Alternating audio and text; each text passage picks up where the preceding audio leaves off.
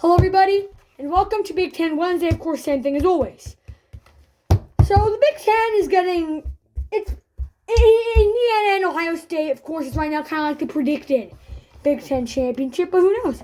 Things will obviously change as the season winds down because Oregon's still right there. I think Iowa is honestly still there.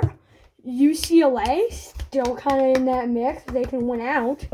Don't think they will, but yeah, there's a shot that they can stun Indiana. But the Big Ten is getting close. Number 1, 7-0, 4-0 in conference play, the Indiana Hoosiers. They are rocking and rolling. They are a really good football team, Indiana.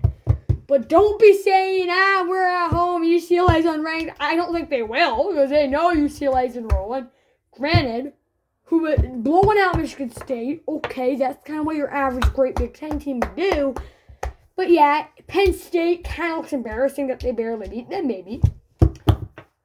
And then and then they won last week against, I think they won 19-0 to Purdue or something. So yeah, the Bruins aren't actually a that good team. Or I think the Bruins are cooking. But the point is, Indiana cannot just ignore them. But which I don't think they will. Cignetti is going to have his team rolling. His team is prepared to potentially. I think Indiana is going to be the only 12-0 team going into the finale. Going in. I think Indiana is almost certain to go undefeated going into conference championship week. I think Georgia Tech can. I wouldn't be shocked if they flounder in one of these 4 games, but I do think that they do beat Georgia. But yes, Indiana has a good shot. Their next 5 games aren't that hard. Going into Happy Valley could be a trip up, but of course Drew Aller's done for the season. But the environment's going to be hostile. They should come out of there with a win. But yeah, just keep on rolling. They blew out Michigan State on Saturday. Kept it going. Ranked number 2 in the country now. 7-0, 4-0 in conference play. Ranked number 1 in the country. The Ohio State Buckeyes.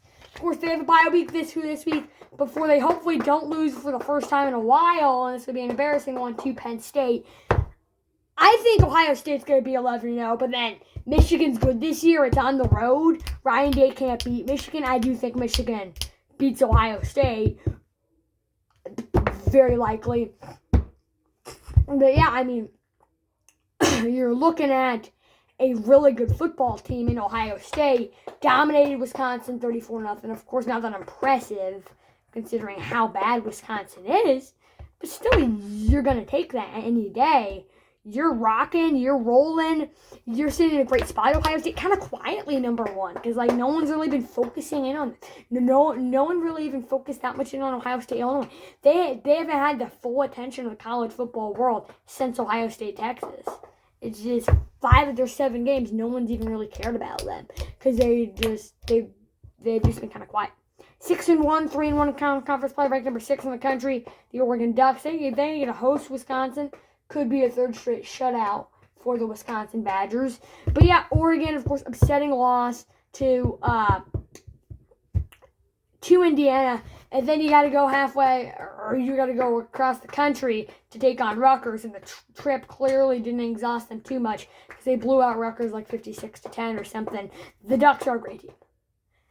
Here's something I'm legitimately thinking could happen going into Kinnick. That could be a top 25 showdown between a 7-1 Oregon team and a 6-2 Iowa team in Kinnick. They better be where that can be. The Ducks are rolling. They need to keep it going. Really surprising to see this team right here, 5-2, 3-1 conference play, the Northwestern Wildcats. And then their lone loss is to Oregon. They lost by like 20 points, but still, or that's their lone loss in conference play. Who is their other loss to? I'm actually going to check who else they lost to. Oh, they go to Nebraska at 11 a.m. on one day. That's crucial. And then they beat UCLA, which is kind of impressive. Oh yeah, and they lost to Tulane. But you're looking at a group that has won 4 in a row. I mean, this group has won 4 in a row. Now you're going into Nebraska, bye week, going to USC, hosting Michigan. I mean, going to Illinois, the last game of the season. I mean, yeah, things are tough. Things aren't going to get easy for that program. But yeah, it's just that they have got to be proud of themselves. But yeah, going into Nebraska is going to be a true test to prove, hey, look, is Northwestern really that good? I don't think they really are that good. Penn State win, of course, isn't very big of a win, actually. But yeah, Northwestern doing great, surprisingly. 5-2, 3-1 conference play, the USC Trojans. CFP looks slim. Of course, it could be a big win over Iowa potentially, but like losing to Notre Dame, they were like up, I think, like 24-20. Then Notre Dame, or 24-21. Then Notre Dame scored. It was 27-24. Then they were driving and fumbled it. Then Notre Dame scored. It was just they had a chance to win that game really until that fumble. That just stunk for USC. I wanted USC to win that game, but hey, they're still a good team. Blew out Michigan. You know, they are a really good team. They just got to keep it rolling. They can still make the college football playoff. A team I think that can win the college football, make the college football playoff. Maybe it's just me being biased. But 5-2, 3-1 conference played the Iowa Hawkeyes because I lived in Iowa for about 10 years. So, of course, I am a Hawkeye fan. I don't know if you guys knew that, but I am a Hawkeye fan, and I've been impressed with them. They host Minnesota. Minnesota, of course, is looking great. They're 5-2 and fresh off of the big win over Nebraska. But, yeah, that could be a statement, and they'd be 6-2, then a bye week, and then hosting Oregon. If Iowa wins out, they're in the college football playoff, you know. Having to host a good Minnesota team, you still got to host Oregon and go to Nebraska and USC and then play some other team. If they run the table, which I think is entirely possible, I think Oregon's probably the hardest one. Nebraska's always a toss-up game, so is Minnesota. But yeah, Iowa just needs to keep it rolling. Kirk Ferentz has that team in a good spot. Huge win over Penn State to win by 1 point. Impressive. I'm loving Iowa right now. Hopefully they can keep it rolling. 5-2, 3-1 conference play, the Michigan Wolverines. Good bounce back win over Washington, 24-17. That was a big win. Washington's now 5-2, going into their big game against Illinois. But yes, Michigan is good. I think they also, all of these teams still have CFP life. Is kind of what we're looking at here. Is that really there's so many of these great teams in the Big Ten until we get late, because there's actually 5 winless teams in the Big Ten play. I just noticed. But yeah, Michigan's good. You know, Oklahoma loss is understandable, and luckily for them, it's not a conference loss. Michigan is good. People kind of want to run more fire, but it's not time yet. If this season kind of falls apart and next season is bad, then it's time. That 2-game win streak end last season of beating Ohio State and Alabama really kind of saved Sherrone Moore because he was 6-5, seemed almost guaranteed to be 6-6. You know, going on the road to the number 2 team in the country, but they stunned Ohio State in what was one of the biggest upsets of the season, which made me cry. But maybe yeah, but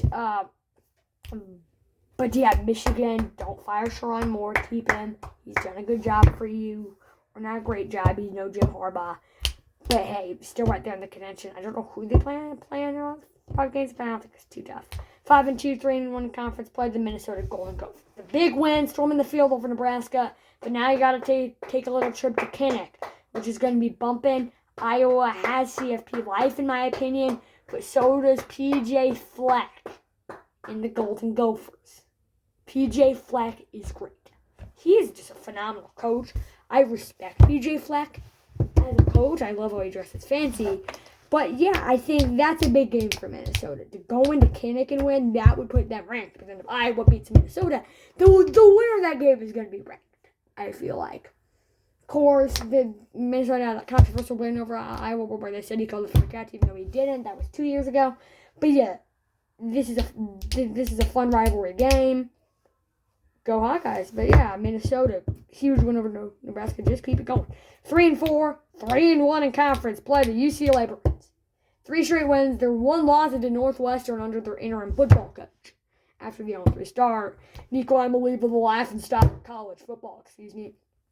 But he shouldn't be anymore. Because he has his college football program rolling now. Penn State one is not as big. But yeah, I think they can go into Indiana and win. They honestly very well could go in to Indiana and win. It's not impossible. It's not impossible at all. Let's not just doubt it. Because I think Indiana, Cignetti is going to have his team ready for every game. He's not going to care if they're 11-0 at home against an 0-11 FCS team. He's going to have his team prepared. But still, the team's rolling. I get it. Michigan State's not a good team. Purdue's not a good team. Penn State's not a good team. But still, I still think UCLA has a shot at beating Indiana. Nico Imaliva's rolling. Go Bruins. But yeah, big game against Indiana. 5-2, 2-2 in conference play. The Illinois Fighting Illini. If they win out, they're another team. Win out, and there's a high chance you see yourself dancing in the college football play. Your two losses, are to the top two teams in the country. Number two, but just they're both blowouts. You'll lose 63-10 at then 19th ranked Indiana, currently second ranked Indiana, which was just so embarrassing. And then you lose to then and currently number one Ohio State. When you're at home, it's in Champaign, Illinois, and you lose 34-16. Granted, they are the offense that scored the most amount of points against Ohio State all the time. But still, all time this season. Not all time ever, just this season. But here's the thing. Illinois has to travel far, but Washington's fresh off of a deflating loss. Illinois had a bye week to kind of prepare. Washington's a big game for them. Washington's a great team, 5-2. Jedd Fisch has Washington good now. But yeah, Illinois, you just got to keep it going. And yeah, I like Illinois, and I hope they can go in there and get a dub. 5-2, 2-2 in conference play. Nebraska. They were Josh Pate's Sarah McLachlan special. And yeah, because he said the talk was all Matt Rhule going to Penn State. And I don't think he said this is part, but yeah, I mean, it was just, the talk was all Penn State, and then they just somehow go into Minnesota and just embarrass themselves. I picked Minnesota, but I didn't think it would be that bad. Dylan Raiola and Nebraska, they struggled. I mean, it was a real struggle for them. Season is close to over. Big game at home against Northwestern, another sellout crowd. I think that has a chance. Just regroup. It's not over. Play your best here in the college football playoff. More than half of the Big Ten is win out in Durant, of course. More than half of them aren't going to win out. But still, I think Nebraska is a good football team. I think they will bounce back against Northwestern because that's just the kind of team they are. Dylan Raiola is great. Matt Rhule's great. He will probably be the Penn State coach next year, my personal opinion. Based on what I've kind of been hearing from other analysts, is that it sounds like, because I don't have direct communication since I was a kid. But yes, I think you're looking at a really good Nebraska team. That was a frustrator. But yeah, Matt Rhule's going to want to go out great. I think last week he was kind of maybe focusing a lot of his attention on the Penn State job. Now we just can be like, wait, if I keep this up, I'm not going to get the job. So he'll have his team back. 5-2, 2-2 in conference play. The Washington Huskies. They are a really good group. It was 7-7, I think, at halftime against Washington, and then things went south, 24-7. Big one at home against Illinois. If you win that game, you're in a good spot. But same thing with Illinois. Washington really wants that win to not go on a 2-game skid. But their two losses are to Michigan and Ohio State, two of the greatest college football powerhouses of all time. But yeah, I think you're looking at a really, really, really nice group for Washington to just keep things rolling. They got a good quarterback, great offense, but they've struggled against. They've combined for 13 points, 7 against Michigan and 6 against Ohio State in their 2 losses. So if their offense plays well, they win. If it struggles, they play good because they've only given up 24 points against Michigan and Ohio State net combined. But still, against those offensive, you'll probably take that. 4-3, 1-3 in conference play. Team on a 3-game skid. The Maryland Terrapins. It's just been rough. You're 4-0, and I think all three of their losses are blowing leads in the fourth quarter. You were up big against Washington, and you somehow drop it. And then they lost to two other teams in just unacceptable fashion. It was Nebraska, and it might have been UCLA. I don't know. No, it wasn't. I can't remember the other team. That's just unacceptable. Maryland, I mean, they could be 7-0 right now if they could just close out these games. They just can't. And it's just frustrating for Maryland. I honestly, because I never checked the final score of the Washington-Maryland game when it was going on, and I literally thought Maryland was 5-0, but then when I went to check it, I saw the loss, and I was like, oh my gosh, like that's crazy. But yeah, Maryland just needs to get back on track. 3-4, 0-4 in conference play. Michigan State. Jonathan Smith should have never left Oregon State. Oregon State's missing him because they fired Trent Bray. Things have not been going good for them. Finally got their first one of the season with their interim coach, but it was Lafayette. Big deal. But and then of course now he's on the hot seat at Michigan State. Nothing's gone well. First year was bad. This year's been bad. It's just, this program is just in a rough spot. Things are going to have to improve for them because, yeah, otherwise Jonathan Smith could be fired at the end of the year. 3-4, 0-4 in conference play. The most disappointing team in college football, the Penn State Nittany Lions. Preseason ranked number 2. The talk is all around them. But hey, first game with your interim coach, you have a backup quarterback, and you go into Kinnick, and you only lose by 1 point. But they did have Iowa attempted like a 66-yard field goal at the end of the half, and they're going to return for a touchdown. But yeah, I think... So if your offense only scored 70 points, but still 70 points if your backup quarterback and an interim coach against a great defense, that's mid. But yeah, Penn State, this has just been disappointing. You did solid your first game without James Franklin, but yeah, it sounds like Matt Rule's going to be the guy there. And yeah, they just got to, it's just been rough for them, and they got to improve. Next year was already going to be a rebuild, is what I heard someone say, which I agree with that, and yeah, but now it's even more of a rebuild. 3-4, 0-4 in conference play. Team on a 4-game skid. Rutgers, they were 3-0. They had a lead over Iowa. Drop it, and now they just lost four in a row. Got blown out against Oregon. It's just rough. Rutgers is just a bad team. I don't know what else to say. They're just a bad team. 2-5, 0-4 in conference play. Purdue. They're better than last year when they won only one game. But yeah, Barry Odom should not have left UNLV. UNLV's fine with Dan Mullen, even after the blowout loss to Boise State. And just group of 5 coaches should almost never join Power 4.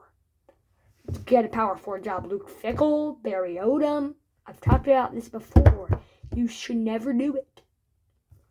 Except for the only, example I've seen that's really good is Kurt Cignetti. He was just perfect. He's been perfect in Indiana. High paid coach. He's been great, but yeah. Other than that, it's just rough. Speaking of Luke Fickell, 2-5, 0-4 in conference play, been shut out in back-to-back games of Wisconsin Badgers. They said they're keeping Luke Fickell, at least for the rest of the season, is pretty much what they said. But now, you're going to have to fire him at the end of the year. The buyout saving him, kind of. And you could be shut out for the 3rd straight week as you go to Oregon. It's over. Back-to-back shutouts at home. 37-0 to Iowa. 34-0 to Ohio State. That's just rough. Goodbye, Luke Fickell. Wisconsin should have never fired Paul Chryst, whatever his name was. But that's it for this episode of the College Football Show. I'll see you tomorrow for SEC Thursday. And remember, doing my pregame show on Friday because I'm going to College Game Day on Saturday morning. Well, make sure to like and subscribe, and I'll see you tomorrow for SEC Thursday. Bye now.